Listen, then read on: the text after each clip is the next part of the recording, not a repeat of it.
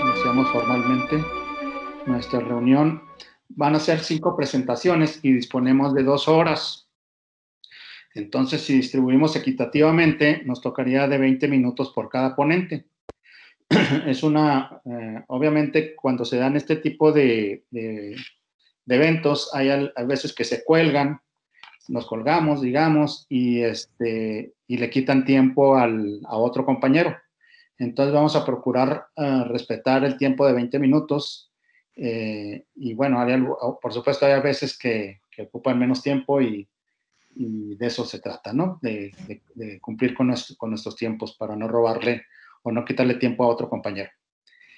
Bien, entonces vamos a iniciar de acuerdo al programa con la ponencia número 1, denominada La modernización educativa en 1992, a partir de testimonios orales y fotográficos en Nuevo Casas Grandes, que presenta, trabajan como equipo la doctora Sofía Guadalupe Corral, el doctor Pavel Gutiérrez Sandoval y la doctora Evangelina Cervantes Orién.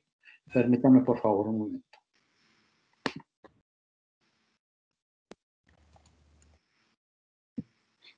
Voy a mencionar una breve semblanza de la doctora Sofía Corral Soto.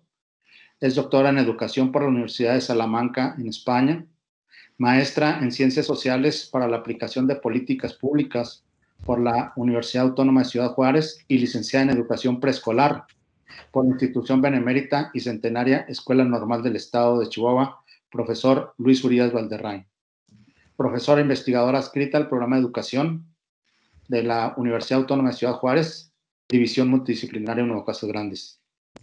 Es integrante del Sistema Nacional de Investigadores del CONACYT y tiene, por supuesto, el reconocimiento de perfil deseable por el Programa de Desarrollo Profesional PRODEP de la SEP.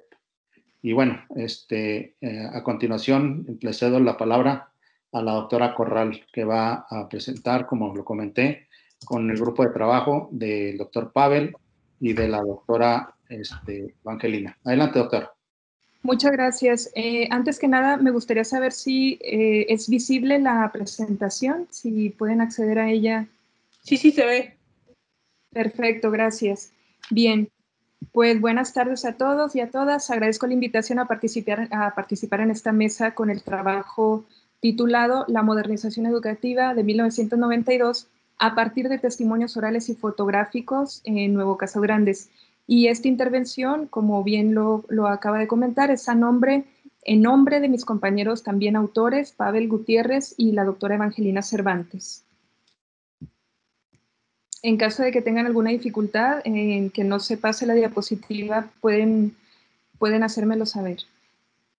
El marco académico y científico en el que se inscribe el presente trabajo es el proyecto para la creación del primer museo pedagógico iniciado en 2019 y registrado en la Plataforma de Creación Artística Tecnológica de Humanidades e Investigación de la Universidad Autónoma de Ciudad Juárez.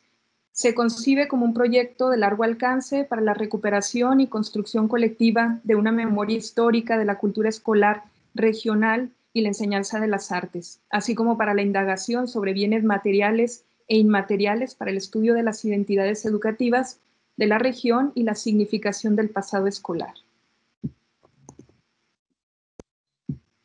Han transcurrido 28 años desde que se aprobó el Acuerdo Nacional para la Modernización Educativa, cuyos principales objetivos consistieron en consolidar un sistema educativo que promoviera un vínculo cercano entre escuela y comunidad, así como la transición hacia un federalismo descentralizado como forma de organización que volviera a las entidades corresponsables de este proyecto y de los esfuerzos por elevar la calidad de la educación en el país. También la reformulación de los contenidos y materiales educativos y la revalorización de la función docente, que se expresó en 6 aspectos: la formación del maestro, su actualización, el salario profesional, su vivienda, la carrera magisterial y el aprecio social por su trabajo. Desde las miradas más críticas, esto significó un plan de incorporación de la política mexicana en el panorama globalizador y neoliberal.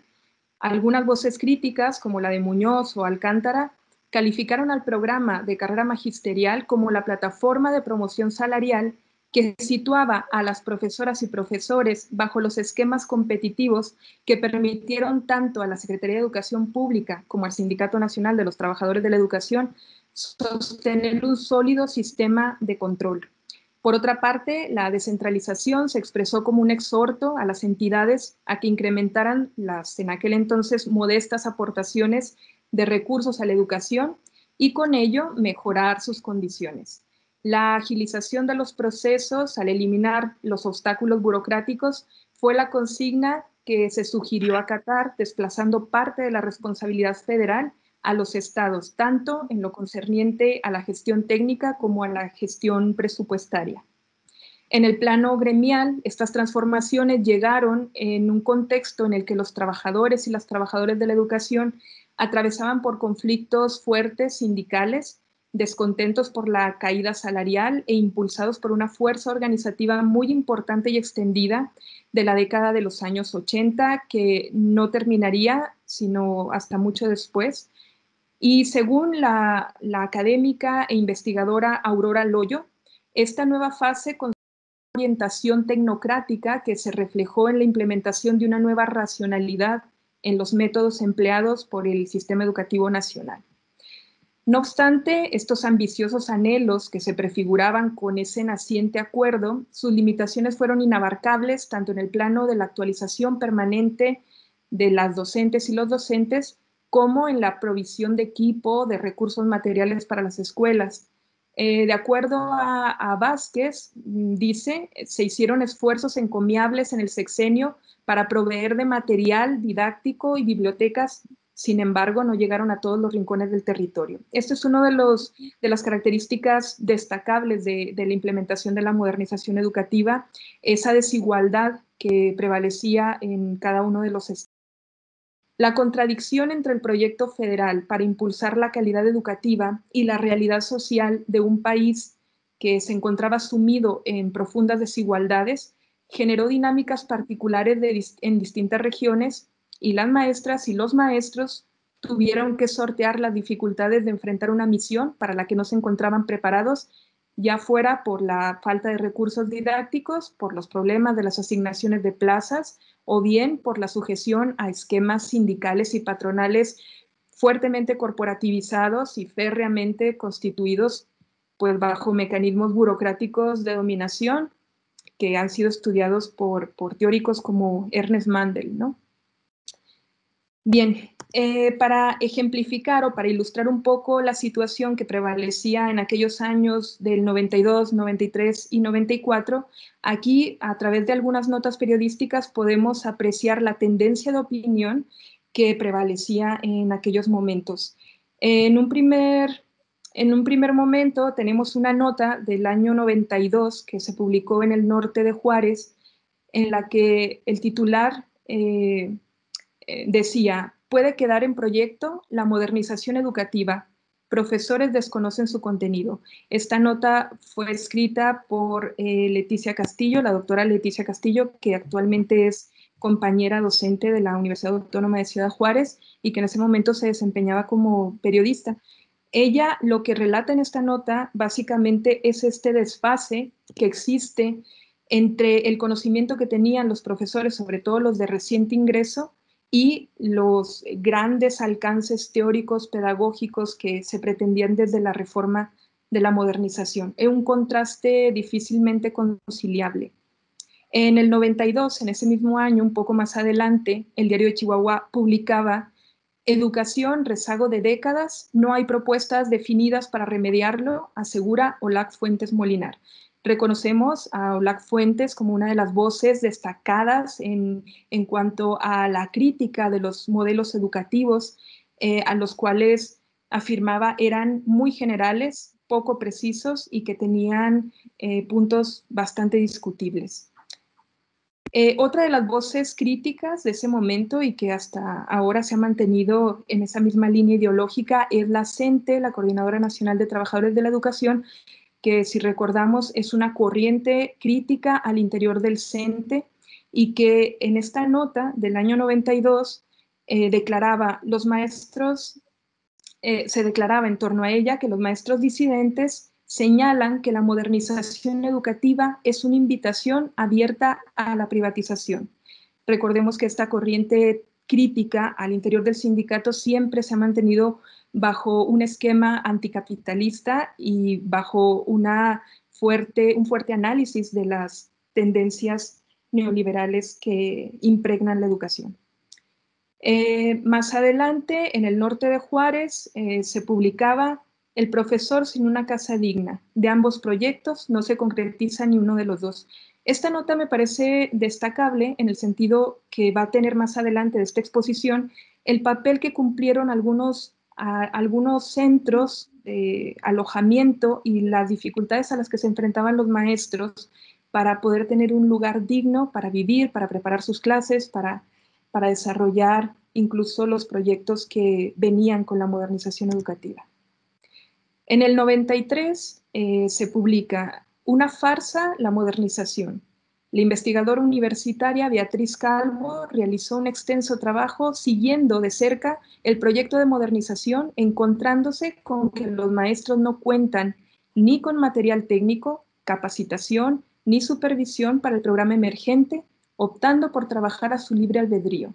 Tiempo perdido todo este año, dice la doctora Beatriz Calvo Pontón, que podemos reconocer como una de las voces y una de las teóricas del pasado reciente más analíticas y de profundo calado sus reflexiones. En el 94 se publicaba en el Diario de Chihuahua, Maestros buscan otros trabajos, el sueldo no cubre necesidades, deteriora la calidad educativa. Y ese mismo año, hacia finales, trabas a la modernización educativa, hay muchos profesionistas dedicados en tareas ajenas a lo que estudiaron, sacrificando su verdadera vocación para encontrar acomodo en otras áreas que ofrezcan mayores garantías. Y bueno, la transferencia de docentes y escuelas de la educación básica federal a los respectivos gobiernos estatales supuso un desafío de adaptación que para 1992 en el ámbito educativo Chihuahua ya había expandido su capacidad de cobertura de forma muy significativa y se ponían en marcha proyectos educativos muy innovadores, centros que se inauguraron en este momento, como fue el Centro de Desarrollo Infantil, los CENDIs, o los Centros de Atención Múltiple, el CAM, y el Organismo Descentralizado de Servicios Educativos del Estado de Chihuahua, que ahora conocemos como SEISH. Solo por citar algunos de los ejemplos de las instituciones que surgieron en este momento. Las acciones de las maestras y los maestros durante el plan modernizador se caracterizaron por partir de un soporte material, lo que diríamos en términos marxistas, de una base material de gestión que llegaron a desarrollar para mantener con vida aquellos proyectos innovadores que venían desde la verticalidad del sistema educativo. Loera y Sandoval, quienes analizaron también este momento de forma bastante crítica, caracterizan el papel de los docentes de la siguiente forma. Dicen, se vuelven promotores muy efectivos a tal punto que cuando algunos programas dejan de tener prioridad y disminuyen o de plano desaparecen, los apoyos que los sustentaban llegan a sobrevivir gracias a que los maestros asignados a ellos los impulsan, buscando financiamientos alternativos e incluso poniendo dinero propio. Los maestros de base, a quienes van dirigidas las innovaciones, las evalúan considerando la trascendencia que pueden tener para su práctica docente concreta.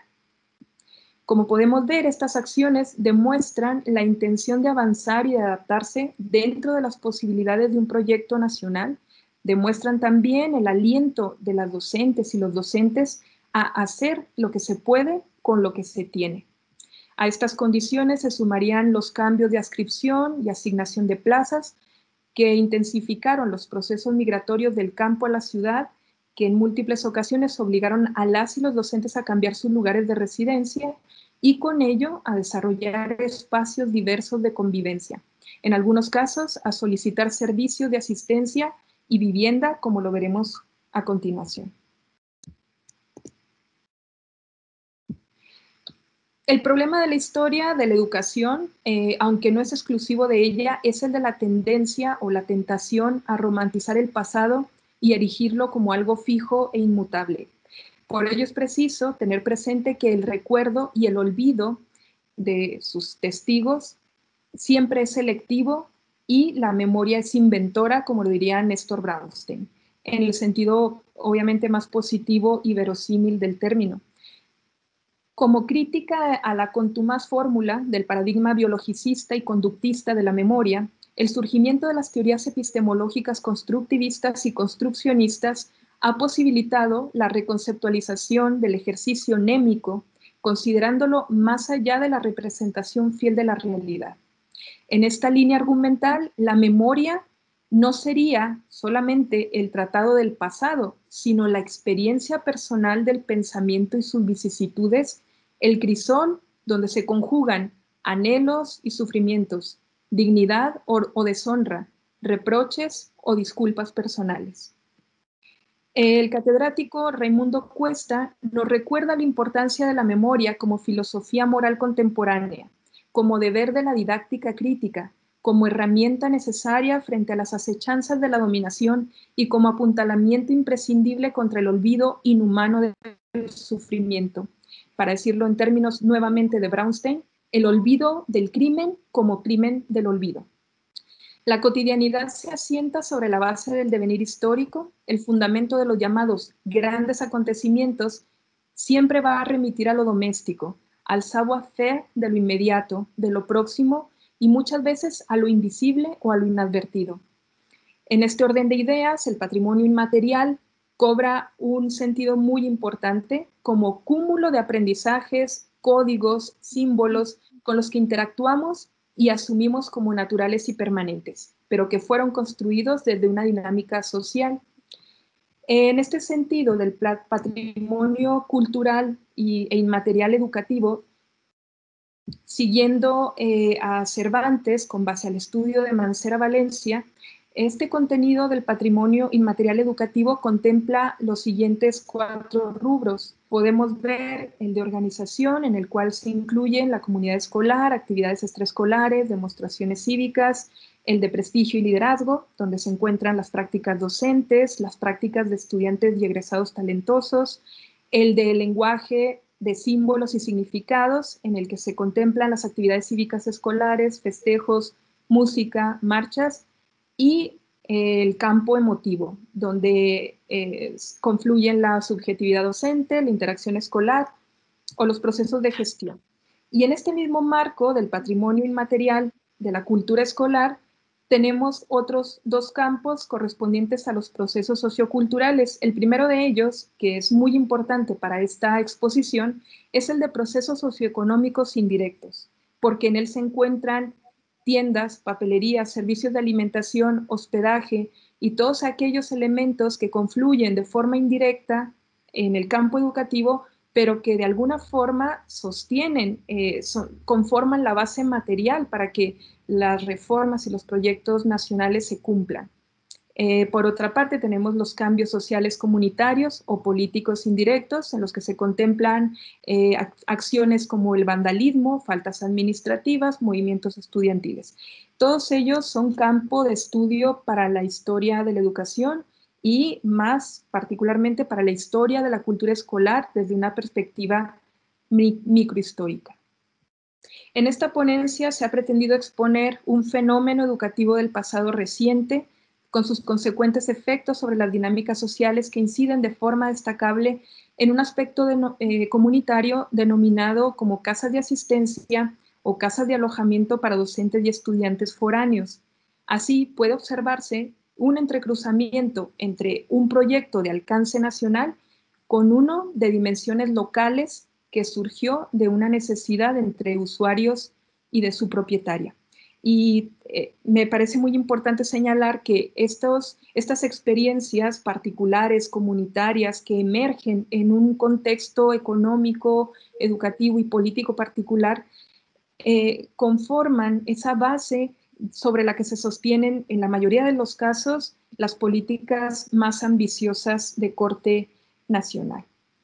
A continuación, se presentan algunos comentarios y puntos de vista recuperados a partir de la conversación que se sostuvieron cara a cara con la propietaria de una de las casas de asistencia para maestras y maestros y estudiantes foráneos aquí en Nuevo Casas Grandes.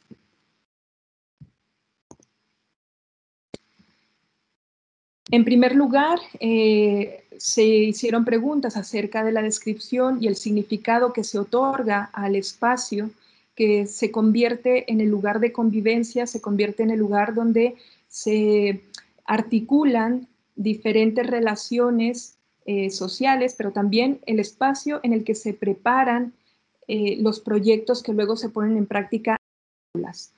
Sobre esta labor, la propietaria mencionaba que nunca se había tratado que solo fuera considerado como un espacio para dormir, sino un espacio abierto para formarse, hacer trabajos, compartir los logros y tomar decisiones sobre sus vidas. Aquí han estado viviendo más de 8 maestras y 27 maestros. Menciona que ha tenido maestras de los municipios de Guerrero, Cuauhtémoc, Delicias y otros más que han pedido a su cambio escuelas del municipio de Casas Grandes para establecerse en sus últimos años antes de jubilarse. También mencionaba que ha tenido maestros que permanecieron entre 10 y 16 años en esta casa. Este espacio, como puede verse, no solo ha sido un soporte material, sino que la casa de asistencia se establecen diálogos, códigos de comportamiento, momentos de disfrute o de pesar, espacios que contribuyen a que sus inquilinos puedan comprender la dinámica de la ciudad. Abren el conocimiento para que el proceso de adaptabilidad se convierta en algo más sencillo. En cuanto a la vocación profesional y las aspiraciones personales de la propietaria, ella nos menciona que siempre tuvo el gusto por la lectura. Concluyó su educación primaria en una escuela rural de la estación Chico del ferrocarril de Chihuahua al Pacífico, que fue construida en 1909 en el municipio de Madera, en la región de la Sierra del estado de Chihuahua. Desde su infancia reconoce su fascinación por el ferrocarril, por su historia y por entender su importancia económica, cultural y política para el desarrollo nacional. De acuerdo a sus declaraciones, menciona: tuve varias oportunidades para ser maestra, pero respetaba mi creencia de que un maestro debía ser estudiado, recto y con vocación.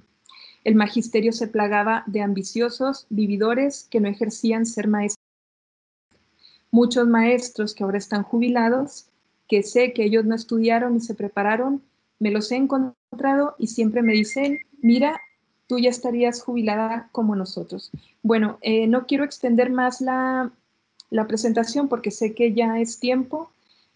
Solamente terminar con la afirmación de que la propietaria reconoce la importancia que ha tenido esta casa de asistencia en términos culturales, en términos de convivencia, y también ella formó un acervo de libros, construyó una biblioteca particular que estaba al servicio de los profesores que ahí se hospedaban y que consultaban para preparar los proyectos que eran promovidos por parte de la modernización educativa, por la reforma de la modernización educativa.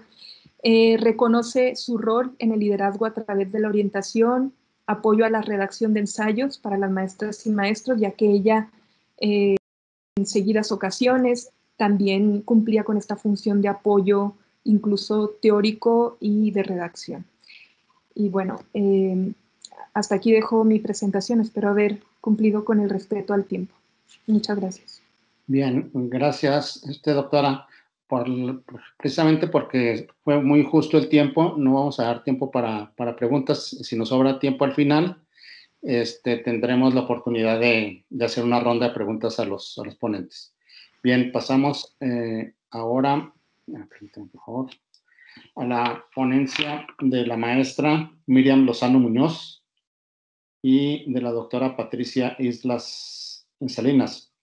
La ponencia se denomina La educación como institución, la escuela como mecanismo de creación de memoria nacional.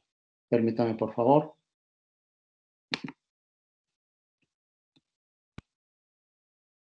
Va a hacer la presentación la maestra Miriam Lozano Muñoz. Ella es licenciada en Historia por la Universidad Autónoma de Chihuahua, maestra en Antropología Social por la Escuela de Antropología e Historia del Norte de México. Actualmente es docente del programa de licenciatura en Educación en la Universidad Autónoma de Ciudad Juárez, División Multidisciplinaria Cuauhtémoc. Las líneas de investigación e interés de la maestra es la historia social, identidad, nacionalismo y ciudadanía. Maestra, cuenta usted con 20 minutos máximo. Por favor, le agradecería se ajustara. Adelante, maestra Miriam Lozano. Perfecto. Buenas tardes, muchas gracias. Voy a proyectar pantalla. Espero que se pueda observar.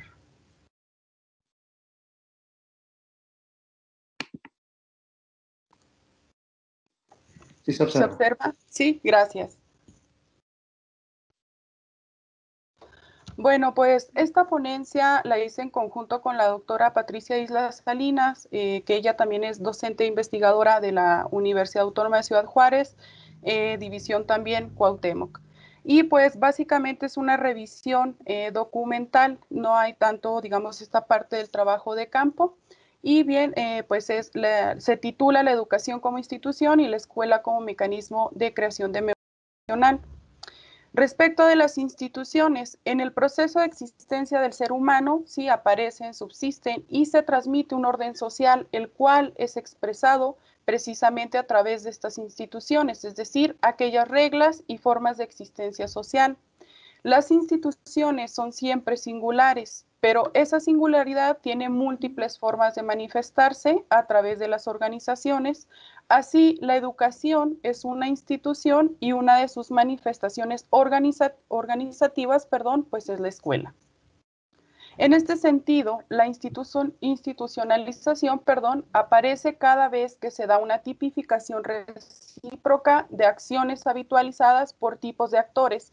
Toda normalización de esa clase es una institución, diría Luckmann.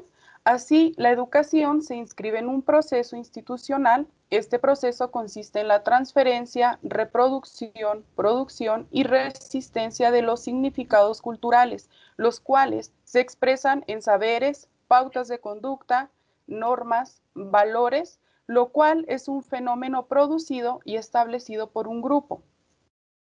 Ahora bien, pasando toda, digamos, esta parte conceptual a México, en los primeros años de este México independiente, vamos a tener esta disputa entre conservadores y liberales.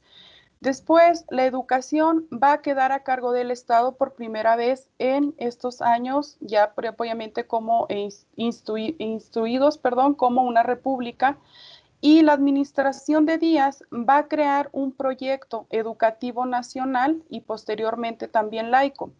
El discurso respecto de este proyecto educativo, pues era este discurso positivista de orden y progreso. Este proyecto va a tener de enfoques educativos, sobre todo retomados de Francia. Entonces, esta élite educativa precisamente del país van a ser los creadores, digamos, precisamente de estos programas, ¿sí? De este enfoque educativo para las escuelas. Y bueno, el propósito era crear nuevos ciudadanos, trabajadores, sanos, ahí se me fue un error de dedo, perdón, y disciplinados. Entonces, la escuela va a fungir precisamente como un mecanismo de creación de memoria e identidad nacional.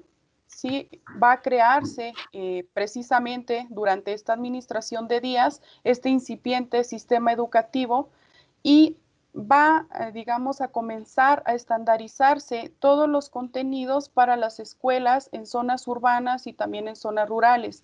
Sobre todo, pues, esta famosa o esta parte, ¿no? Primordial de la historia patria que se va a implementar en estas escuelas, tanto en zonas urbanas como en zonas rurales, pero que finalmente vamos a encontrar que hasta nuestros días esta parte de la historia patria es precisamente este mecanismo de identidad nacional, es decir, todavía los planes y programas en educación básica se retoma esta historia patria, que no da pie a conocer las otras historias, es decir, aquella multiplicidad de historias que configuran o que conforman también el Estado Nacional.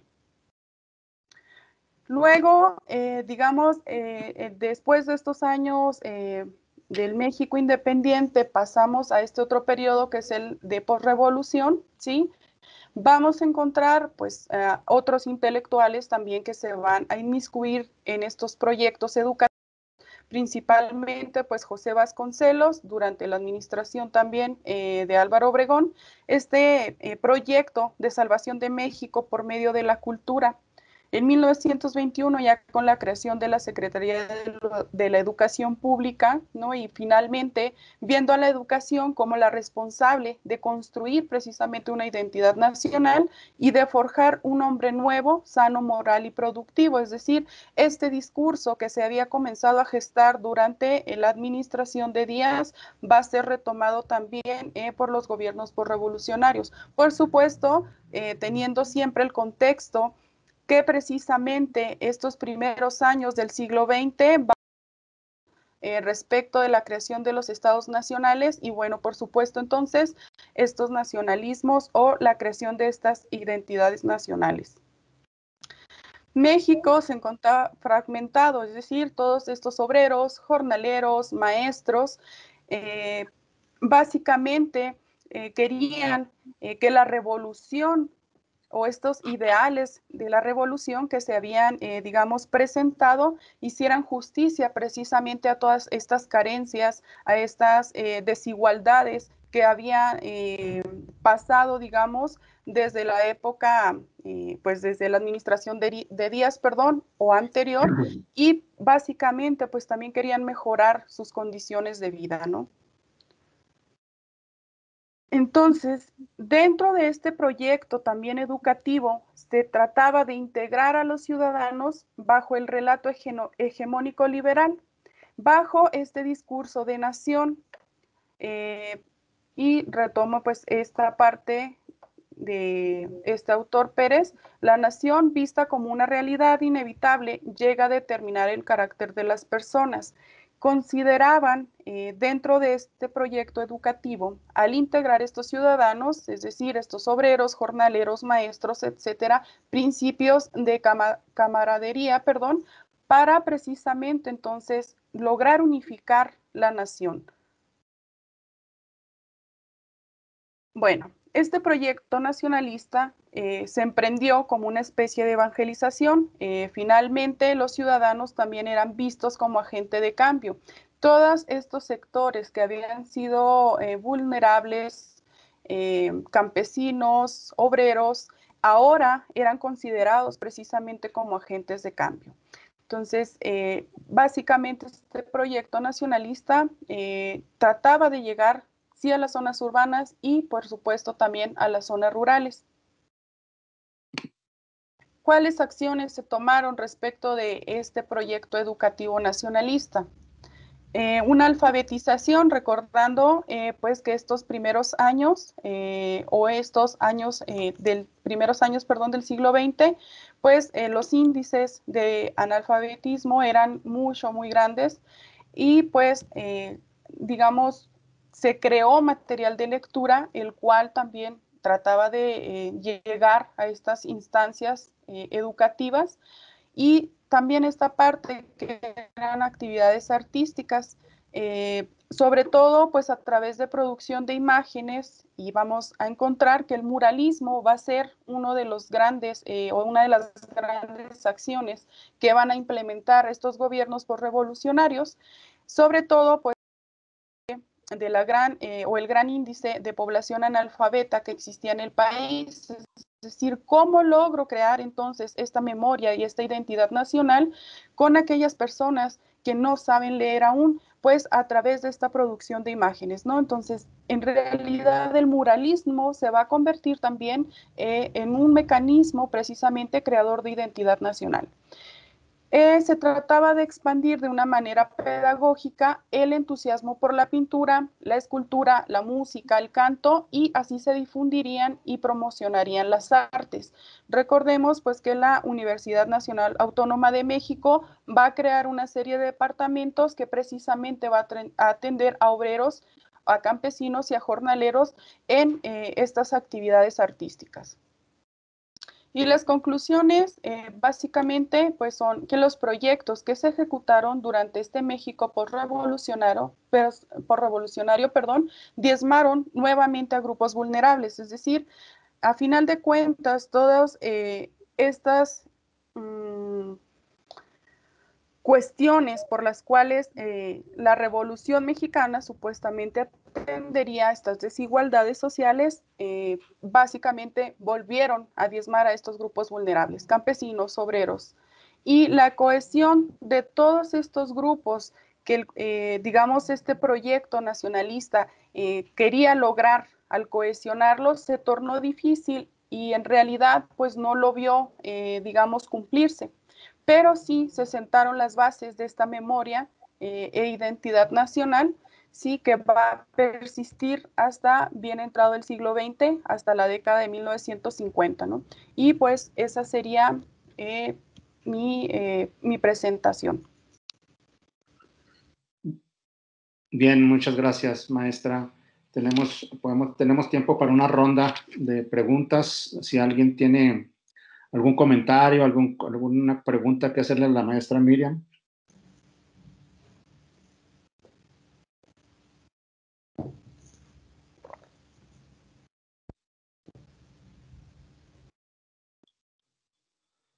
Pueden abrir el micro y hacer la pregunta correspondiente si lo desean.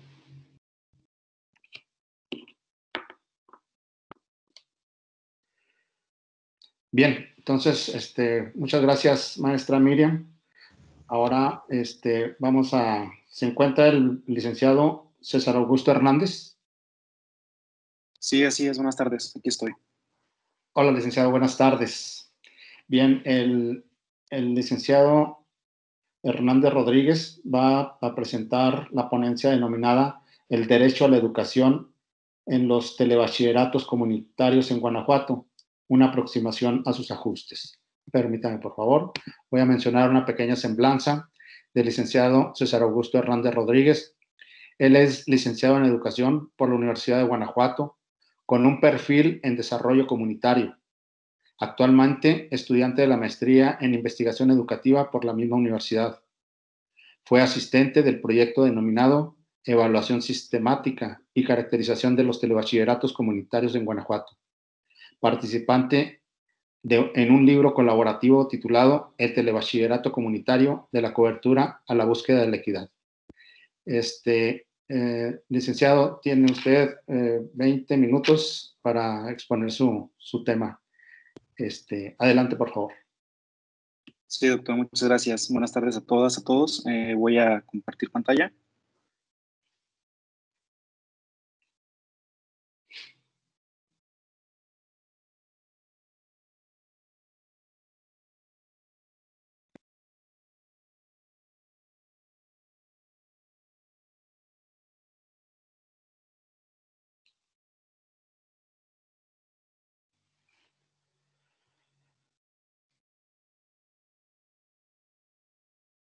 Creo que ya aparece por ahí, ¿verdad? Sí, está bien, licenciado. Adelante. Ok, sí, muchas gracias. Bueno, yo voy a comentar mi tema, es el derecho a la educación en los telebachilleratos comunitarios en Guanajuato, una aproximación a sus aportes. Son resultados de esta investigación. Se desprende de otra más amplia, donde se congregaron doctores, maestros y, bueno, estudiantes también de la licenciatura en educación. Bueno, me parece pertinente comentar, bueno, el objetivo general de esta investigación, bueno, fue identificar el estado que guardan las dimensiones de la accesibilidad adaptabilidad, aceptabilidad y disponibilidad en los TBC, telebachilleratos comunitarios, teniendo como marco de referencia el derecho a la educación. Bueno, esas 4 dimensiones surgen a partir de mi referente teórico principal, que en este caso es una autora que se llama Katerina Tomaszewski, y ella comenta el derecho a la educación a partir de esas 4 dimensiones. Las preguntas de investigación, bueno, son cómo se atiende en los TBC estudiados la dimensión de la accesibilidad, de qué forma se presenta la dimensión de la adaptabilidad en los TBC, en qué sentido los TBC atienden a la aceptabilidad en el marco del derecho a la educación, y bueno, por último, bajo qué condiciones el TBC está representando una mayor disponibilidad de la educación media superior. Bueno, es importante comentarles que los TBC en el estado de Guanajuato son regulados por la Universidad Virtual del estado de Guanajuato. Bueno, primero que nada comentarles, el derecho a la educación de acuerdo a Escamés se concibe de 3 maneras: los derechos civiles y políticos, los económicos, sociales, culturales, los derechos a la calidad de vida. Y bueno, la TAPI comenta que, bueno, considera que no se puede ejercer ninguno de estos derechos sin un mínimo de educación. Es decir, la educación nos va a dar las bases, el sustento para que el individuo exija y haga valer sus derechos. Posterior, bueno, Tomaszewski me dice, ¿sabes qué? Una cosa es el derecho a la educación y otra cosa es el derecho en la educación. El derecho a la educación es algo más externo y el derecho en la educación, bueno, algo más interno. Dentro de estas se congregan las 4 A's, lo que ella menciona, las 4 A's. Dentro del derecho a la educación, la disponibilidad, bueno, que a la disponibilidad de docentes, de infraestructura, de materiales pedagógicos, disponibilidad de servicios también dentro de las instituciones. Por otra parte, la accesibilidad, bueno, que la educación sea accesible, que se encuentre cerca de los jóvenes, las y los jóvenes que estén interesados en cursar en este nivel. Por otra parte, dentro del derecho a la educación, la adaptabilidad, es decir, que la educación se adapte a las necesidades de las y los jóvenes que ingresan a este nivel, que esté ligada a sus contextos. Por otra parte, bueno, la aceptabilidad, que sea una educación aceptable, una educación coherente, una educación de calidad. A esto refieren las 4 A's.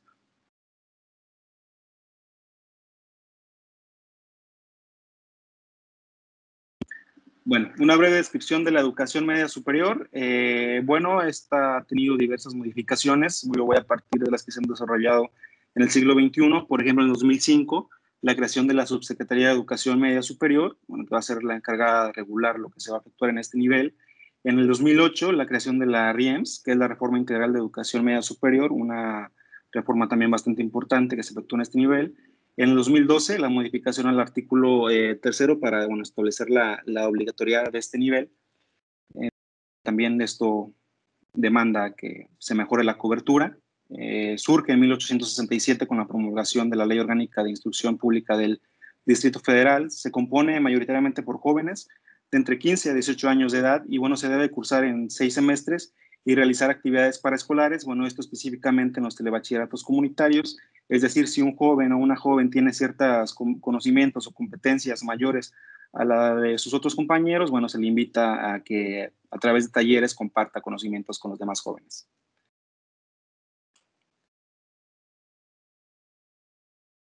Características principales del TBC de manera muy breve. Bueno, está dirigida a poblaciones rurales de hasta 2.500 habitantes. Opera con base en el plan y programas de estudios del bachillerato general. El horario está sujeto a la disponibilidad de las telesecundarias, es decir, los TBC no tienen instituciones propias, tienen que llegar a acuerdos con los directivos de las telesecundarias para compartir instalaciones. Esto ha generado ciertas problemáticas, bueno, que de manera breve también les comentaré adelante. Cuenta con 3 docentes, uno para matemáticas, otro para ciencias sociales y humanidades y uno más para comunicación. Bueno, uno de estos 3 docentes tiene que fungir como el director de la institución. No hay un director específico para las actividades que demandan la dirección. Bueno, por lo que quiere decir que uno de estos docentes va a tomar ese rol y, bueno, implica, por supuesto, pues mayor trabajo. Por otra parte, bueno, ya he identificado ciertas problemáticas de las que yo identifiqué, por ejemplo, en la tasa de absorción total. Comparé Guanajuato con la tasa más alta, en este caso Ciudad de México con la más baja, que, bueno, estaba entre Oaxaca y Guerrero. Por ejemplo, en el 2013-2014, bueno, en el 2012-2013 se ve una tasa de 92.7 y en el 2013-2014 crece a 100. Es decir, mejora bastante, mejora considerablemente en el año 2013-2014. Y bueno, yo comento que, bueno, esto coincide con que en ese año, 2013-2014, emergió el telebachillerato comunitario. Entonces, pues, yo considero que fue parte importante para pasar de 92.7 a 100. Por otra parte, respecto a la parte de la cobertura, bueno, yo considero números rojos. Aunque ha surgido este subsistema, todavía falta mejorar la cobertura, porque, bueno, se ve, por ejemplo, en 2013-2014 estamos a 46.7 a comparación de el más alto, que es 83.6, Ciudad de México, y muy cerca de Guerrero, ¿no?, que es el más bajo en ese año, en ese periodo. Bueno, respecto al estado de la cuestión, bueno, un análisis de contenido minucioso, de artículos, estudios, tesis, memorias. Bueno, los resultados fue que hubo muy pocas indagaciones o investigaciones respecto a los TBC. En el estado de Guanajuato realmente nulos. Tuve que apoyarme con otros TBC de otros estados, de otros autores que abordaban. Y bueno, así fue como me fui apoyando. Y aparte, bueno, generales de la educación media superior. Los hallazgos más significativos, bueno, respecto a temas de abandono, programas de incentivo, inequidad y desigualdades, toda esta revisión bajo una perspectiva teórica, bajo una perspectiva epistemológica. También hubo vacíos investigativos, claro. No se encontraron otras fuentes respecto al TBC en el estado de Guanajuato. Como comenté, fueron nulas. Temas de abandono no se encontraron respecto al TBC o de impacto familiar en la educación de estos jóvenes.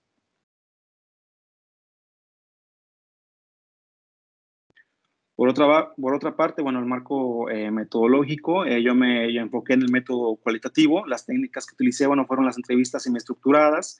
Estas entrevistas se aplicaron a los docentes, a los directivos de estas instituciones. Realicé también la etnografía, cuestionarios abiertos. Estos cuestionarios fueron aplicados a las y los jóvenes de los TBC, sobre todo a los jóvenes que ya iban en niveles más adelantados, en los últimos niveles, perdón. Y bueno, el diseño fue, por ejemplo, la primera parte sociodemográfica, la segunda respecto a sus estudios, y tercero, bueno, respecto a las problemáticas que ellos han ido identificando en este subsistema. Yo quise indagar en la zona norte del estado de Guanajuato, municipios como Jichú, Atarjea, Tierra Blanca, San Miguel de Allende, Dolores Hidalgo. Se me hizo interesante abordar en esta zona norte porque es una zona considerada con un alto índice de marginación o un alto índice de vulnerabilidad. Entonces, por ahí el interés de indagar en esta región. Por otra parte, ¿cómo se procedió para el trabajo de campo? Bueno, hice aquí una tabla, como se puede observar, donde puse el nombre del TBC, la dirección y datos personales de las y los docentes o directivos. Bueno, que no los agrego aquí por obvias razones de privacidad, pero bueno, eran correos electrónicos, números telefónicos. Esto, bueno, a partir del portal de la UB que nos da esos datos. Y bueno, respecto a esto, los docentes, directivos, muy contentos con esta investigación y muy prestos para ello. Bueno, ahora sí voy a comentar los análisis y resultados. Primero de las entrevistas aplicadas a los docentes, es decir, desde la perspectiva de ellos, para atender a las preguntas que planteaba yo en un inicio. Respecto, bueno, a la disponibilidad a través de las entrevistas, se comenta que, bueno, se atiende a la disponibilidad porque hay docentes contratados de acuerdo al perfil, docentes formados, están en constantes capacitaciones, constantes actualizaciones. Estas capacitaciones y actualizaciones las ofrece la UBEC, tanto como la Secretaría de Educación de Guanajuato. Entonces, bueno, por otra parte, esto también atiende a la aceptabilidad de acuerdo a la formación de maestros, es decir, maestros formados, actualizados. Pero, sin embargo, no se atiende en su porque, bueno, también se observa una insuficiente infraestructura y equipamiento, falta de espacios, falta de servicios, hay instituciones que no tienen luz, que no tienen agua. Entonces, también, bueno, también la falta de materiales. Esto también genera un conflicto entre docentes de ambos niveles porque al no llegar a acuerdos, entonces, pues, hay ciertas problemáticas que repercuten en los jóvenes, sobre todo. Respecto a la accesibilidad, bueno, se tiende porque está la educación al alcance de todos, se busca mayor cobertura. Bueno, y jóvenes de comunidades aledañas también están inscritos, es decir, 5 comunidades a la redonda van a los TBC, aunque bueno, no se atiende del todo la accesibilidad porque también hay problemáticas en transportación y horarios. Hubo jóvenes que nos manifestaron, bueno, que se iban, pedían RAI o se iban con la o el docente o tomaban un autobús y pues hasta 1 hora de camino y 1 hora de regreso. Entonces, pues todavía no se atiende el tema de la accesibilidad. Hay que mejorar en este aspecto todavía. Por otra parte, respecto a la adaptabilidad, bueno, se adapta porque hay materias relacionadas al desarrollo comunitario. Jóvenes, a través de esto, bueno, va a haber jóvenes con capacidad de detectar necesidades y de realizar proyectos que sean beneficiosos para la comunidad. Es decir, se está buscando una educación que esté ligada al contexto de las y de los alumnos que aquí ingresan. Por otra parte, se manifiesta, bueno, que hay desconfianza de la población, poco interés y baja matrícula aún, aunque los docentes comentan que esto ha ido mejorando respecto, salen generaciones, pues porque ellos van recomendando el subsistema, pero al ser de reciente creación, hay unos padres de familia, pues cierta desconfianza todavía, pero bueno, por esa parte no se atiende muy bien todavía la adaptabilidad. Respecto a la aceptabilidad, bueno, se atiende porque hay docentes formados, capacitados, están en constantes capacitaciones, como comenté, en constantes actualizaciones. Sin embargo, algo que también impacta en la adaptabilidad es que los jóvenes no muestran interés por los contenidos audiovisuales. Se supone que este subsistema se apoya con contenidos audiovisuales, pero los jóvenes no se adaptan, no aceptan este mecanismo. Entonces, pues esto hace que haya problemas como de reprobación. Entonces, aunque se cumple por la parte de los docentes formados, bueno, hay otras cuestiones que no permiten que la aceptabilidad se cumpla en su totalidad. Por otra parte, respecto al análisis y los resultados de los cuestionarios, estos fueron, bueno, resultados desde las perspectivas de los estudiantes. Respecto a la disponibilidad y accesibilidad, bueno, le pregunté a los docentes, a los jóvenes, perdón, por qué razones ingresaban a la institución en la que se encontraban actualmente, es decir, en el TBC. Y bueno, en su mayoría, como se puede observar en esta tabla, comentan que por la cercanía. Entonces, esto quiere decir que fue una buena opción los TBC, atiende la disponibilidad y a la accesibilidad, puesto que, bueno, va a haber existencia de centros escolares y modalidades suficientes y que, bueno, va a haber una educación que esté también al alcance de todos. Por otra parte, respecto a la disponibilidad, bueno, se le preguntó a los jóvenes en qué otra institución de la educación media superior te hubiese gustado estudiar y por qué razón.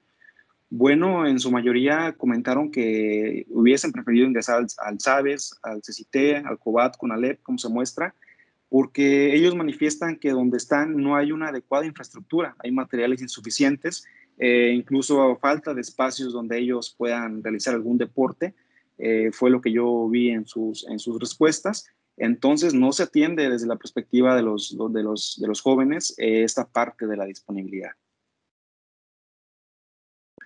Respecto a la adaptabilidad, bueno, comenté respecto al apoyo económico. Bueno, se da respuesta a las necesidades de la población porque, bueno, hay apoyos económicos que son de beneficio para las y los jóvenes. Respecto a la aceptabilidad, bueno, la educación cumple con los estándares. Bueno, le preguntamos a los jóvenes, ¿qué le hace falta a los docentes que imparten clase?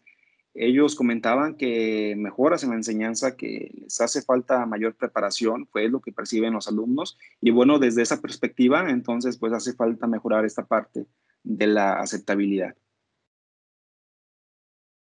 Bueno, en conclusiones generales, de manera muy breve, yo distingo de manera muy importante, bueno, algo que no distinguía antes, que una cosa es el derecho a la educación, otra cosa el derecho en la educación. Y respecto, bueno, a la disponibilidad, bueno, sin los TBC no existirían otras opciones de estudio, es decir, jóvenes se quedarían sin la oportunidad de ingresar a este nivel y, bueno, quedarían volando, por así decir,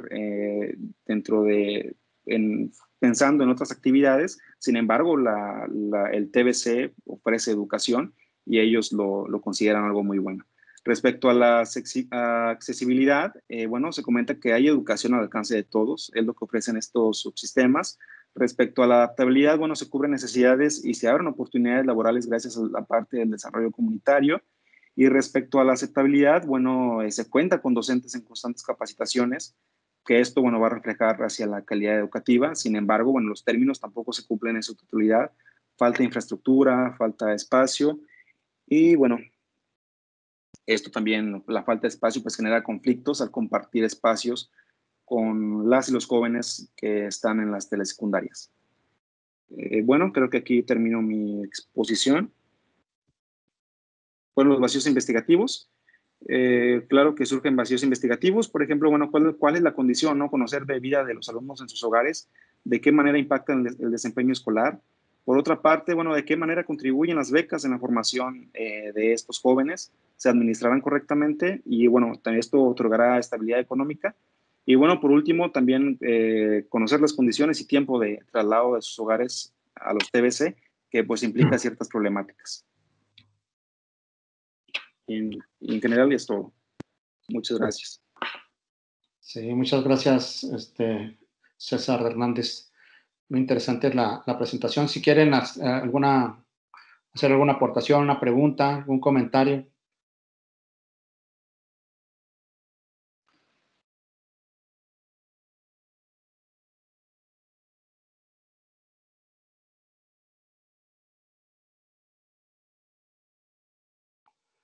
¿Algún comentario?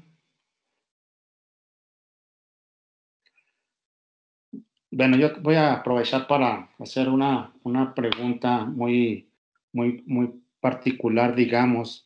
En la universidad recibimos alumnos de telebachilleratos y en ocasiones no lo sentimos con toda la fuerza que tienen egresados de otras preparatorias. Mencionaste, por supuesto, algunas de las debilidades que tiene el telebachillerato, pero la cuestión, si sabemos las debilidades, ¿cuál sería la recomendación que harías precisamente para tener el desnivel y que los muchachos no llegaran con cierta desventaja a un nivel superior o a un nivel universitario? Sí, doctor. Bueno, evidentemente yo también esta problemática que usted me comenta, también la manifestaron los docentes, los directivos de los TBC, comentan que esta problemática, bueno, ellos lo atribuyen a la telesecundaria. En el caso del estado de Guanajuato, lo atribuyen a la telesecundaria, que no se imparte una educación como se debería de impartir. Sin embargo, los docentes en el caso del estado de Guanajuato hacen todo lo posible porque se mejore la enseñanza de las y los jóvenes que aquí ingresan. Y hay mucho apoyo respecto, por ejemplo, a movilidad, de que estén en cursos a nivel nacional, a nivel estatal. Pero sí, yo creo que es algo que se atribuye desde la telesecundaria, o a lo mejor también puede ser lo familiar. Sin duda hay aspectos que se tienen que mejorar todavía. No sé si pueda responder a su pregunta. Sí, no, está muy bien. Muchísimas gracias. ¿Alguna otra pregunta, comentario de los asistentes?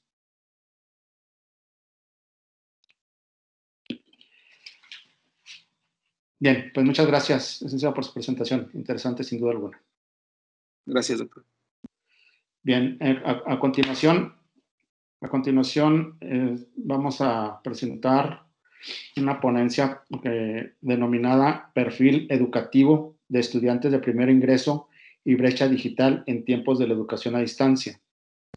La presentará la doctora Nora Loreto Quintana, a nombre del grupo de trabajo en la cual se encuentra la doctora Elizabeth Bautista Flores y su servidor.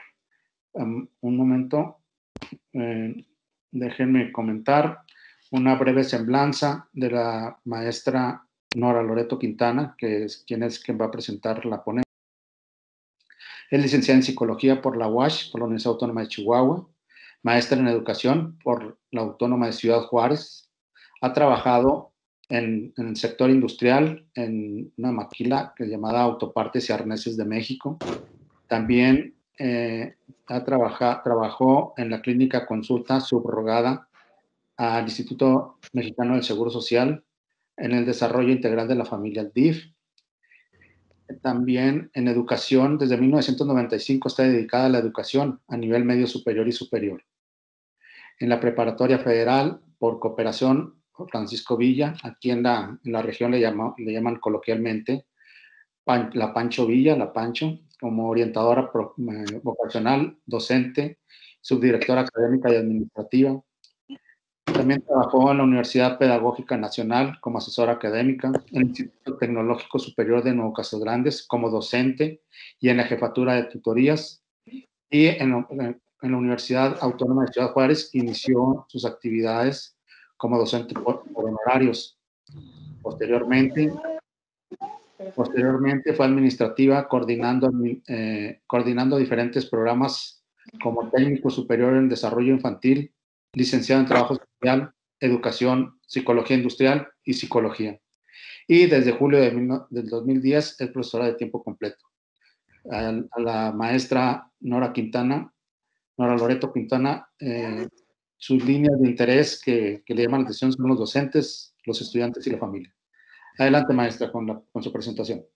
Muchas gracias, doctor. Buenas tardes a todos. Agradezco la presencia de algunos compañeros y alumnos y voy a compartir pantalla.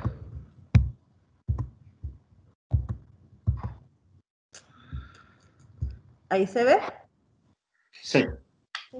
Okay.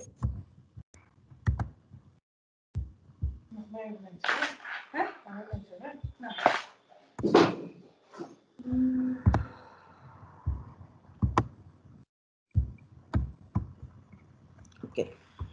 Bueno, pues esta es una investigación que se ha venido haciendo desde 2014 más o menos, un grupo de maestros encabezado por la doctora Elizabeth Bautista Flores, el doctor Oscar Sánchez Carlos, el doctor Ricardo López y una servidora hemos venido haciendo inicialmente a petición de la institución en el sentido de que querían conocer cuáles eran las intenciones o las preferencias de los estudiantes de bachillerato de la región hacia una opción de educación educativa superior y a partir de ahí pues hemos venido realizando otra serie de investigaciones. Entonces, este ciclo, particularmente agosto 2020, pues ha sido un tanto difícil o atípico para la Universidad Autónoma de Ciudad Juárez en el campus Nuevo Casas Grandes, especialmente para los alumnos de nuevo ingreso. De alguna forma los de reingreso, aunque no lo tienen fácil por las cuestiones que estamos llevando la educación a distancia, pues los de nuevo ingreso no conocen la institución, no conocen a los docentes y pues con todo lo que representa el ingresar a una institución de educación superior, la ilusión, las esperanzas que tienen y ellos pues de alguna forma siguen ahí en su casa, en la sala, en la cocina, en algún lugar, incluso ahorita más adelante vamos a ver con los vecinos. Para la universidad en sí, pues representó también un cambio, hubo que hacer una reestructuración, un reinventarse, oía por el otro día en un informe, una reestructuración en la impartición de clases para trabajar la educación a distancia, que de alguna forma la universidad ya tenía el aula virtual y casi la mayoría de los docentes estamos utilizando actualmente la plataforma de Teams, para lo cual pues hubo que hacer algunas capacitaciones en el verano para los profesores. A los alumnos de nuevo ingreso pues también se les dio alguna capacitación antes de entrar a clases a través del curso CIME para introducirlos a la forma en la que se requería que se iba a trabajar. Cuando se habla de que vamos a trabajar con las tecnologías, pues pensamos que va a ser algo relativamente sencillo porque son cosas o son dispositivos que manejamos a diario. Sin embargo, pues hemos visto con los estudiantes y con nosotros mismos que utilizarlo ya con fines de educación, con fines de aprendizaje, pues es un poco más complicado. Entonces, les comentaba, esto es ya el cuarto año que estamos trabajando con estudiantes de nuevo ingreso para conocer su perfil de estudiantes e ir integrándolo en las trayectorias académicas, especialmente con miras a buscar reducir un poco la reprobación y la deserción y pues la parte positiva, incrementar la eficiencia terminal. Entonces, Inicialmente, pues allá en el 2018, pues era básicamente conocer quiénes eran los estudiantes, de qué familias provenían en el sentido socioeconómico. El año pasado, 2019, ya empezamos a preguntar un poco sobre las habilidades que ellos tenían en cuanto al manejo de computación, en cuanto a la disponibilidad que tenían para conectividad en sus propias casas, y pues los resultados que han surgido son interesantes. Sin embargo, pues ahora sí tuvimos que verla más a fondo, esta parte de la posibilidad o el acceso que ellos tenían pues a las tecnologías de la información y el dominio o la habilidad que ellos tenían para realizarlo. Entonces, lo que voy a mostrar aquí son los resultados de una investigación descriptiva de corte cuantitativo. El objetivo, pues, analizar las brechas digitales que muestran los estudiantes de nuevo ingreso, así como las oportunidades que puedan encontrarse para el modelo educativo a partir de la incorporación de habilidades digitales y computacionales que implique el refuerzo del proceso de enseñanza-aprendizaje en el nivel universitario. Repito, pues no ha sido fácil. En el caso mío como coordinadora, pues me ha tocado saber de muchos casos difíciles, tristes, y pues también con esto se hace ver a través de el número de alumnos que solicitan la baja temporal o la baja de alguna materia, porque no se le está dificultando pues el llevarlo de manera a distancia. Y sin embargo, bueno, pues también la universidad de alguna manera ha seguido las políticas y los reglamentos que se manejan de manera cotidiana, y esto de las bajas pues no es una cosa sencilla, salvo en aquellos casos que realmente sean muy, muy especiales. Entonces, identificar esta concretamente es el perfil de ingreso de los estudiantes que entraron a primer semestre en el periodo actual, que es agosto-diciembre de 2022. Para llevarlo a cabo, se realizó un instrumento con 35 preguntas, todas ellas cerradas, una escala tipo Likert, para evaluar la calidad, cantidad y frecuencia de algunas variables que ahorita se las menciono. Tuvimos una respuesta de 299 estudiantes, que representan el 90% de alumnos que se inscribieron a primer semestre, de todos los programas que se ofrecen aquí en el campus Nuevo Casas Grandes, que es administración, educación, enfermería, mercadotecnia, nutrición, psicología, trabajo social y la ingeniería en agronegocios. La forma de hacerlo llegar a los estudiantes pues fue a través del formato, fue vía electrónica, a través del formato Forms, y a través de los coordinadores de programa para hacerlo llegar a los estudiantes de nuevo ingreso.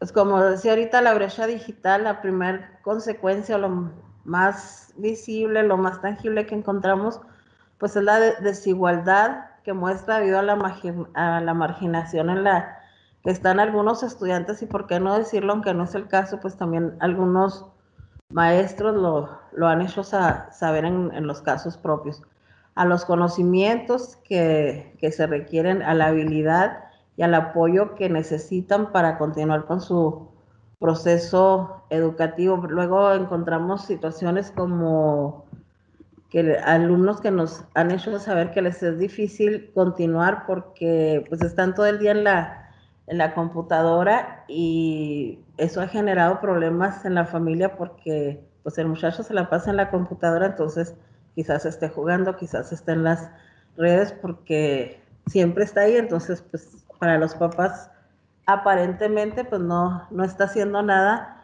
y eso pues genera problemas, que aquí lo vamos a ver en las variables. No es lo mismo en este caso ser hombre que ser mujer. Nos han hecho ver, la mujer tiene que seguir con todas las actividades cotidianas y propias del hogar, como es a lo mejor arreglar la casa, hacer la comida, cuidar a los niños, que el hombre sí lo puede dejar un poco más de lado, tomando en cuenta que, bueno, pues tenemos una gran cantidad de estudiantes pues que que ya están casados o que tienen hijos por lo menos. La conectividad, ahorita vamos a ver de qué municipios recibimos alumnos. Nosotros estamos, digamos, en la región noroeste del estado de Chihuahua, pero atendemos alumnos desde Puerto Palomas en el municipio de Ascensión hasta la zona serrana, que es en Ciudad Madera, de sus municipios de Largo, la Mesa del Huracán, lugares donde tener una conectividad buena pues es realmente difícil. Bueno, pues allá habla ya de la ubicación geográfica, la estructura familiar. Tenemos alumnos que sí cuentan, en este caso de los de primero ingreso, sí, una gran cantidad de ellos cuentan con su papá y su mamá. Muchos, la jefa de familia pues es la mamá, y muchos de los estudiantes en general pues incluso ya son jefes de familia. El nivel económico de nuestros estudiantes pues en muchos casos es bajo. Y el acceso de tecnología y equipo de cómputo, aquí les comentaba que es donde hemos tenido historias muy difíciles. Personalmente, la semana pasada una alumna me escribía que no se iba a poder conectar a mi clase porque la vecina tenía problemas con su internet, y sí se nota cuando ella entra y que prende su cámara, pues se nota que está afuera en un Porsche, y dice, y no tengo para pagar un ciber por 6 horas, que sería lo que le llevaría de clases. Y las propias habilidades digitales que los alumnos tienen, decíamos ahorita, pues quizás pudiera ser más fácil porque es a lo que todos tenemos acceso, pero está demostrado que la habilidad para utilizarlo con fines académicos pues es muy diferente. De los resultados que encontramos en los alumnos de nuevo ingreso, el 66% pues son relativamente jóvenes, tienen entre 18 y 19 años cumplidos. En cuanto a sus promedios de egreso de sus bachilleratos, la mayor cantidad, que es el 45%, llegaron con un promedio de 8 a 8.9. Le sigue el 31% de 9 a 9.9.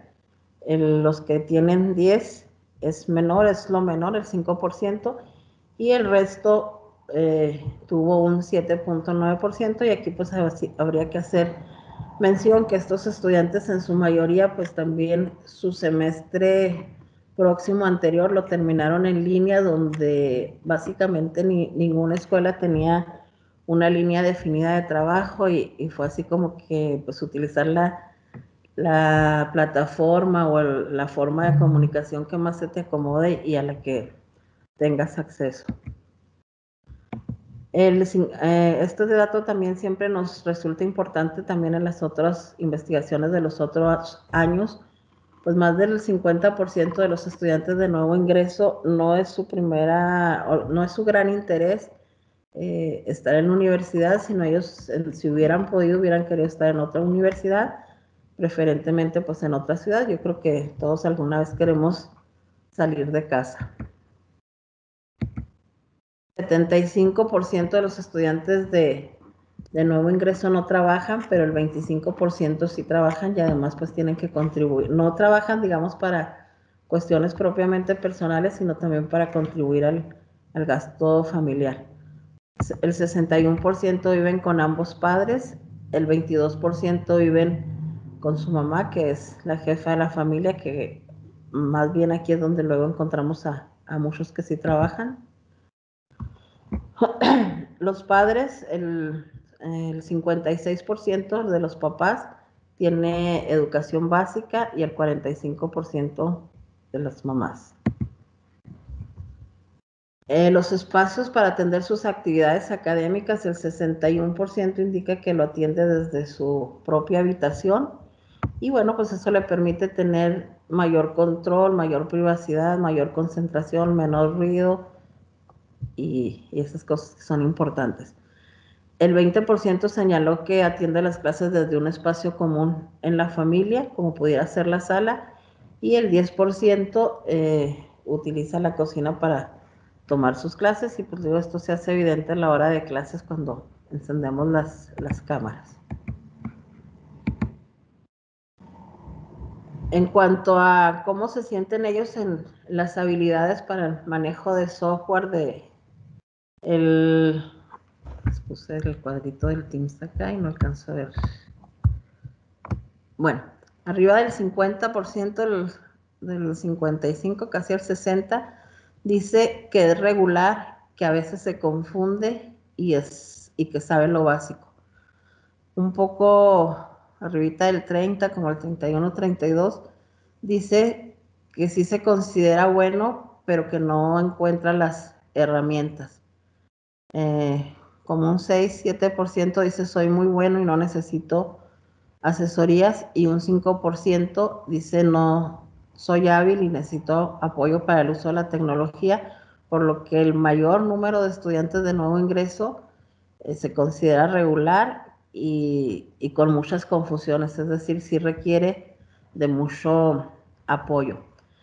En cuanto a la conexión de internet que utilizan para sus clases, pues es mayor en el caso de los hombres, sí tienen su internet propio, un poco menos las mujeres. Afortunadamente en este rubro encontramos que la mayoría de los estudiantes de nuevo ingreso sí cuentan con conexión a internet en sus clases, pero también tenemos un número no muy bajo, cerca del 20% de las mujeres obtienen el internet prestado de sus familiares, otro rubro más bajo prestado de sus vecinos, y pues un número muy bajo sí manifiesta que tiene que acudir a un cibercafé.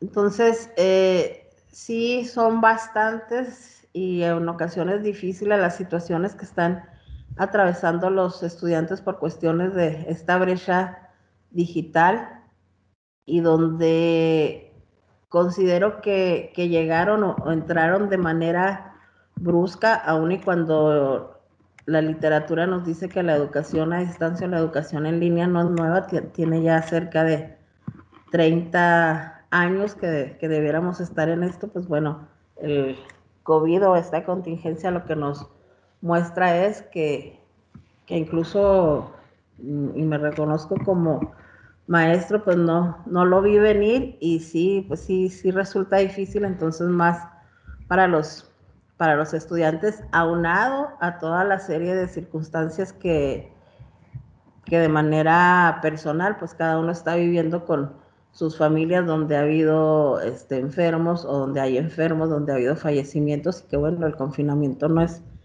el único problema social que se vive por acá.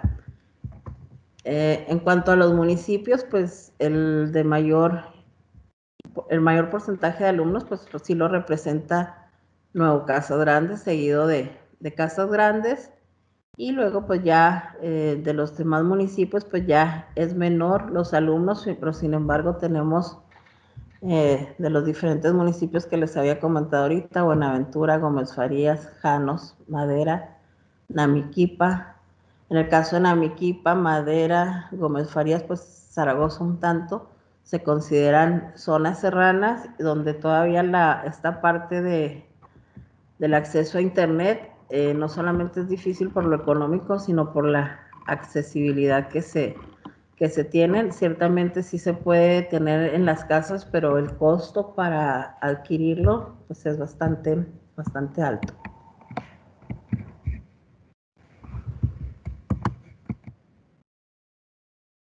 En cuanto a la calidad de las computadoras que están utilizando los estudiantes, pues es, digamos que alentador, que la mayoría dice que la tiene su computadora, bueno, la mayoría dice que es regular, pero cercano está que es buena y que es excelente. Afortunadamente aquí digamos que mala dice un 4%, sin embargo 19 personas pues manifiestan de plano no tener una computadora para sus actividades académicas.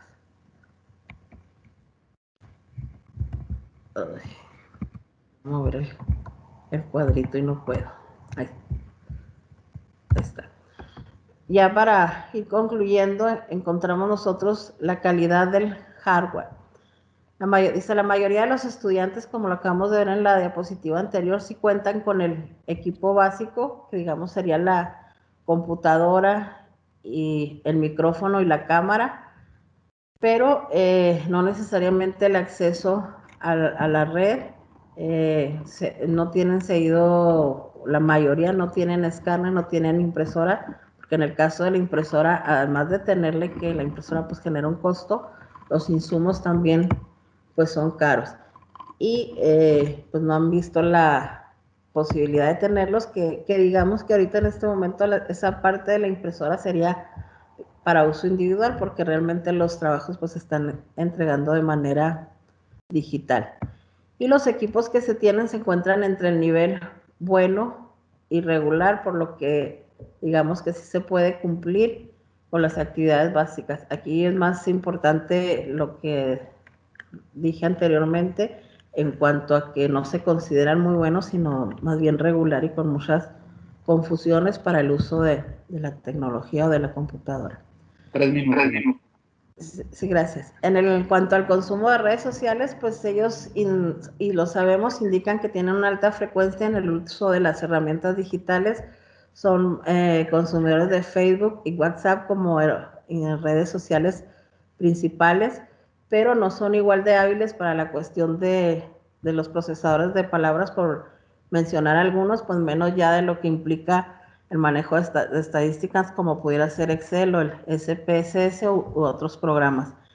Nos sirve también en este caso para hacer una reflexión y entender y definir hasta qué punto y de qué manera debemos de tener ese acompañamiento académico hacia los estudiantes. Nos sirve o nos ha servido a los docentes y a los estudiantes, pues para desarrollar esas habilidades que consideramos que no tenemos, para generar otro tipo de contenido y otro tipo o un material de diferente forma. Y pues bueno, de alguna forma consideramos que a pesar de haber entrado a esto de manera emergente, pues ahí vamos avanzando, y pues con la posibilidad y la ventaja que tenemos ahorita de la tecnología, y hemos tenido que apoyar a estudiantes con otros medios donde ahorita lo más usual y el que todo el mundo tiene alcance, pues es el WhatsApp. Y pues muchas gracias. Ok, gracias, maestra. ¿Un comentario, preguntas por parte de los asistentes?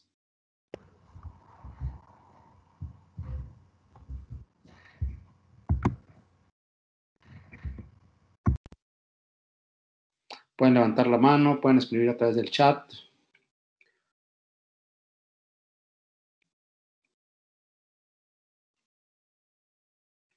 Bueno, entonces, gracias, maestra, por su presentación.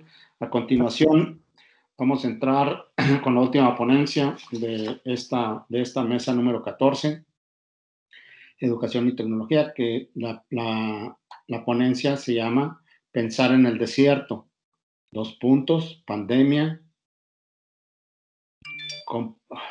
Perdón, por favor.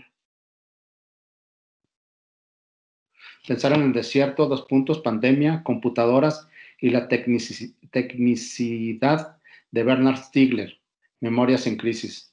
La va a presentar la maestra Karenina Morales Olvera, y me permiten, por favor, para dar una pequeña semblanza de la maestra Karenina.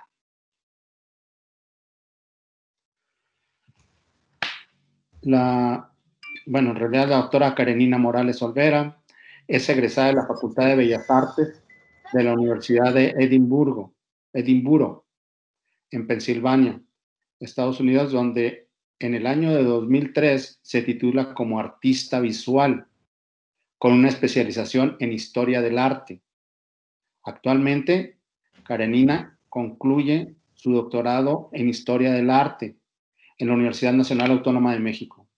Su trabajo de investigación doctoral aborda la problemática de la memoria y la materialidad en el llamado arte digital, y resalta el trabajo filosófico de Bernard Stiegler y Walter Benjamin. Maestra, es de usted el micrófono y la presentación. Adelante, maestra. Muy buenas tardes y gracias. Quiero primero verificar que sí me pueden escuchar. Sí, la escuchamos perfectamente, muy claro. Muy bien, gracias. Bueno, primero que nada quiero agradecer a los organizadores del Coloquio Internacional de las Culturas del Desierto por permitirme participar en su cuarto evento, en el cual pues nos encontramos hoy, 22 de octubre de 2020. Mi trabajo está más bien orientado hacia alguna de las problemáticas de mi proyecto de investigación doctoral, cuestiones que tienen que ver con el arte y la filosofía. Sin embargo, les agradezco que me permitan colaborar en esta mesa donde se han tratado temas que son también de mi interés personal y profesional. Y muy bien, comienzo. Pensar en el desierto, pandemia, computadoras y la tecnicidad de Bernard Stiegler, Memorias en Crisis.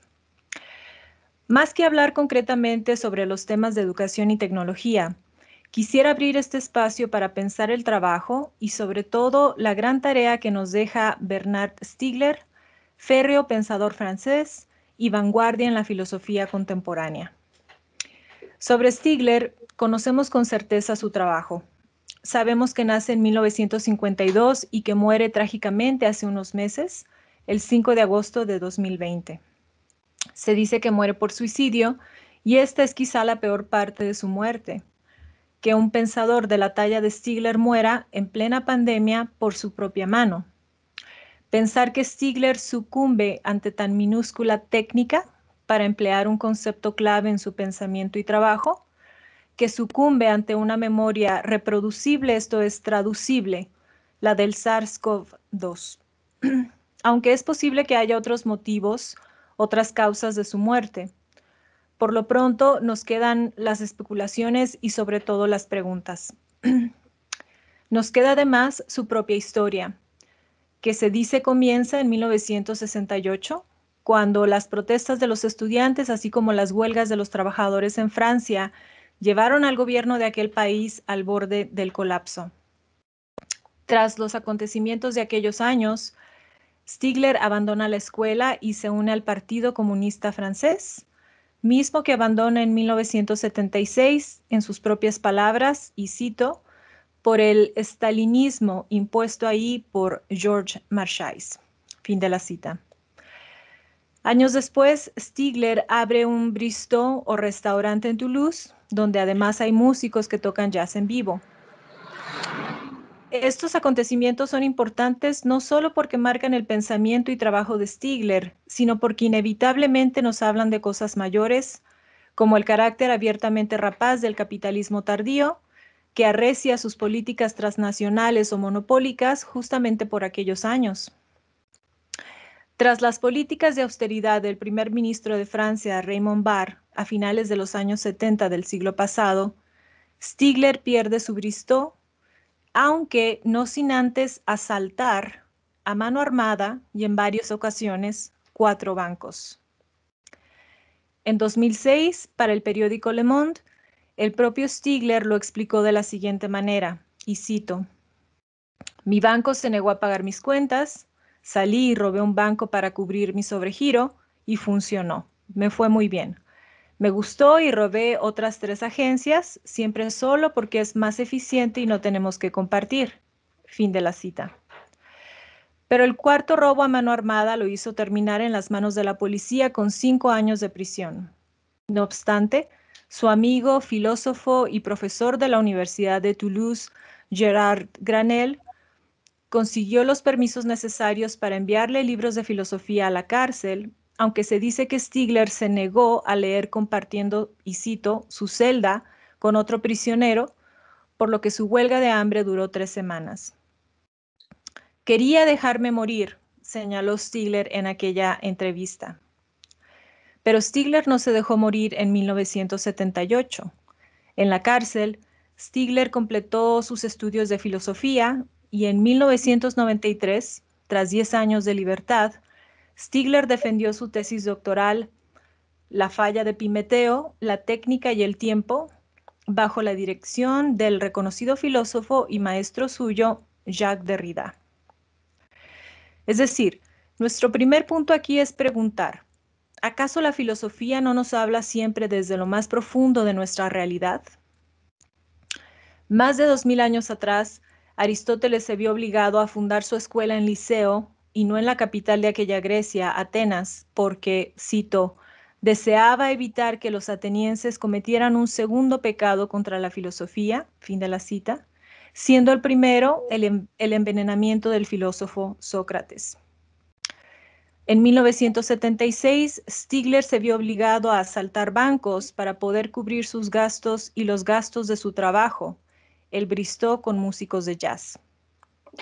Con esto, queremos llamar la atención al hecho de que fue en la cárcel que nuestro filósofo Stigler inició un camino que lo conduciría a su trabajo principal, los 3 tomos de la técnica y el tiempo, y que fue en medio de la crisis de pandemia que aquí nos ocupa que Stigler terminó con su propia vida.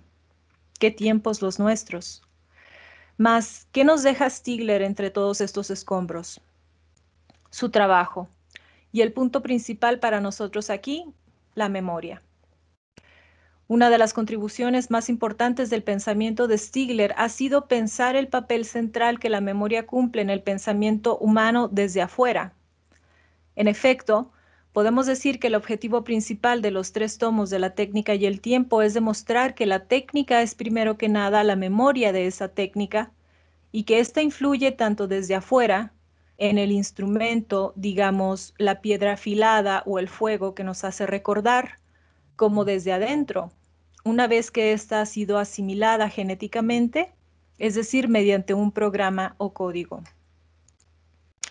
Ante todo, el trabajo de Stigler nos hace pensar en el aspecto programático de la memoria, que ya es, en su defecto, una técnica, en la medida en que, para reproducirse, se programa. Por supuesto, aquí estamos hablando de la memoria en general, pero sobre todo de la memoria humana, pensable o estética, puesto que ella adquiere sus significados a través de las palabras y estas también son, cada una de ellas, parte de otro programa, el lenguaje. El movimiento dialéctico de la memoria técnica, que es un movimiento de interiorización dentro de la conciencia y de exteriorización fuera de ella, pareciera indicar, nos dice Stigler, que la emancipación total de la conciencia humana es su última meta. A ello se debe que Stigler llame la técnica moderna, entre otras cosas, la completación, y cito, perdón, la completación efectiva de la metafísica o la completación de la subjetividad como objetividad. Fin de la cita. ¿Y qué es la técnica moderna? Si bien es cierto que al emplear este término, Stigler está hablando de todas las formas exactas de grabación, que comienzan con las formas ortográficas, es decir, con la escritura y que pasa por la fotografía y la fonografía, podemos concluir que la culminación de la técnica moderna es la computadora, pues en efecto, la computadora es la técnica por excelencia de la memoria, ya que todo en ella son programas y no pueden existir ahí de otra manera. Ahora bien, ¿qué es el programa? ¿Cómo hemos de entenderlo? Al tratar este concepto, Stigler nos pide que lo pensemos como algo que compete no solamente a los humanos. Y cito, Derrida basa su propio pensamiento de différence como una historia general de la vida, es decir, como una historia general del gram, en el concepto de programa, en la medida en que se encuentra en ambos lados de tales divisiones. Puesto que el gram es más antiguo que las formas escritas específicamente humanas, y porque la letra no es nada sin él, la unicidad conceptual que es différence contiende la oposición de un animal humano y en el mismo movimiento la oposición naturaleza-cultura. Fin de la cita. Stigler nos pide que pensemos el programa como un reloj de alternaciones, y cito, el reloj natural de la alternación entre el día y la noche es un programa cosmológico, algo como el programa mínimo o el programa por defecto, cual ausencia programática improbable e imposible de todo programa. Fin de la cita. Podemos comenzar por ahí. El programa es una relación espacio-temporal de repetición y alternación. Repetición porque se trata de algo que no existe una sola vez, y de alternación porque de esta manera se relacionan entre sí los elementos que lo componen. Ahora bien, habíamos dicho que la computadora es la técnica de la memoria, a saber, traducible, y que toda memoria traducible es un programa. ¿Y en qué consiste la traducibilidad de una memoria? La traducibilidad de la memoria depende de su propio programa o materialidad. Es decir, el programa o modo de reproducción de la memoria es, en última instancia, su material. He ahí lo revolucionario de la computadora. Es decir, antes de la computadora, la máquina fue un conjunto de materiales que dependían de una fuente de energía exterior para hacer un único trabajo, movimientos. Con la computadora, la máquina es un conjunto de memorias a través de cuyos materiales, lenguajes o programas y de sus movimientos traducen y se traducen entre sí. En relación con el problema del lenguaje y la traducción, Walter Benjamin escribió en 1916 sobre el lenguaje general y sobre el lenguaje del hombre, y cito: por el hecho de que, como dijimos antes, los lenguajes se relacionan entre sí como lo hacen los medios de densidades variantes, la traducibilidad de los lenguajes de uno a otro queda establecida. La traducción es la extracción de un lenguaje a otro a través de un continuo de transformaciones. La traducción pasa por un continuo de transformaciones, no de áreas abstractas de identidad y similitud. Fin de la cita. ¿Y qué ocurre cuando una memoria coprograma traduce otra memoria o es traducida por ella? Ocurre que toda traducción es siempre también una técnica de comunicación, con excepción quizá del lenguaje traductor de las matemáticas. Es decir, la computadora, al ser una máquina de materiales que traducen y se traducen con memorias entre sí, comunica. Y el problema con esto es que nos acercamos velozmente a los trabajos de las máquinas cerebrales, específicamente a la máquina de la memoria humana.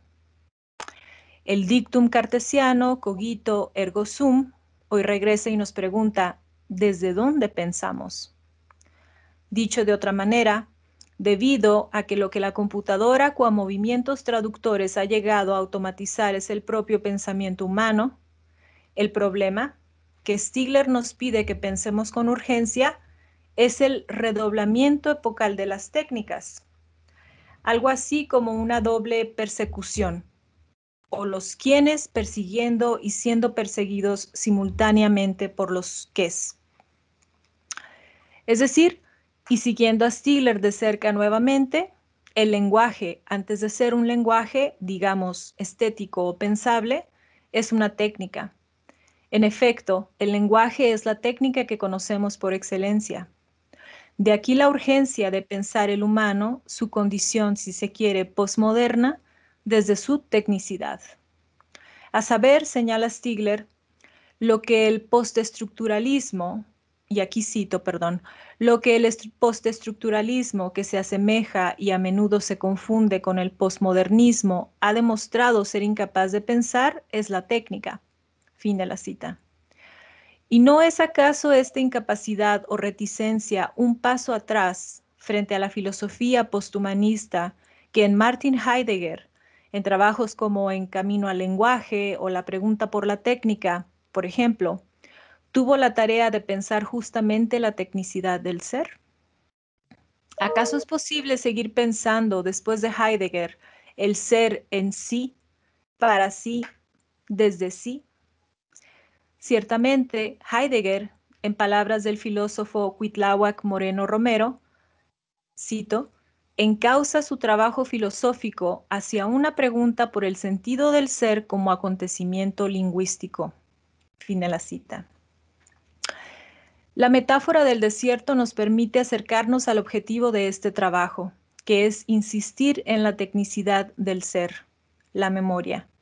Es decir, pensamos en el desierto, pero ¿pensamos desde él? ¿O pensamos libremente en él?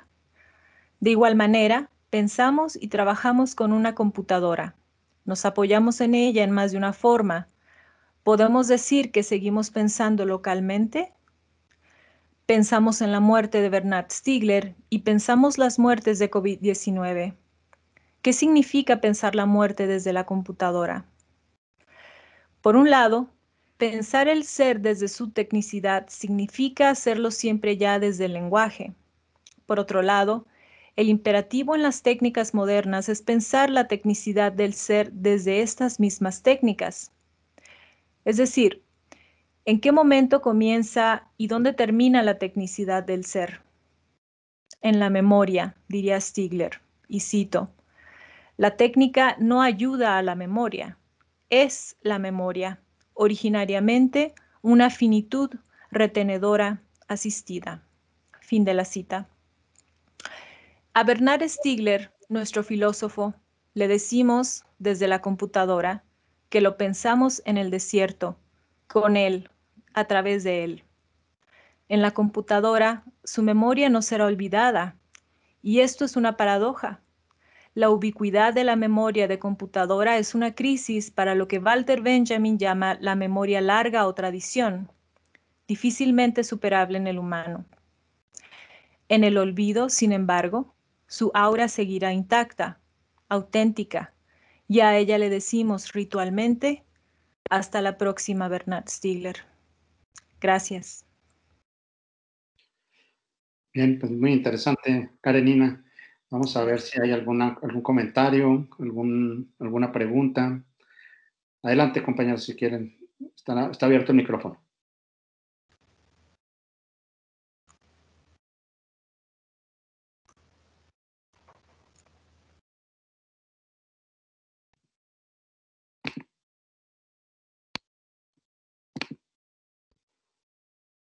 Bueno, parece ser que no hubo ya algún comentario, no hubo alguna pregunta que quisieran complementar o ayudar. Sin duda alguna muy interesante el planteamiento de Stiegler y bueno, la forma magistral como usted lo expuso, maestra. Gracias. Disponemos todavía de 5 o 10 minutos para preguntas en general de los anteriores ponentes. ¿Alguna observación, algunos comentarios? Adelante.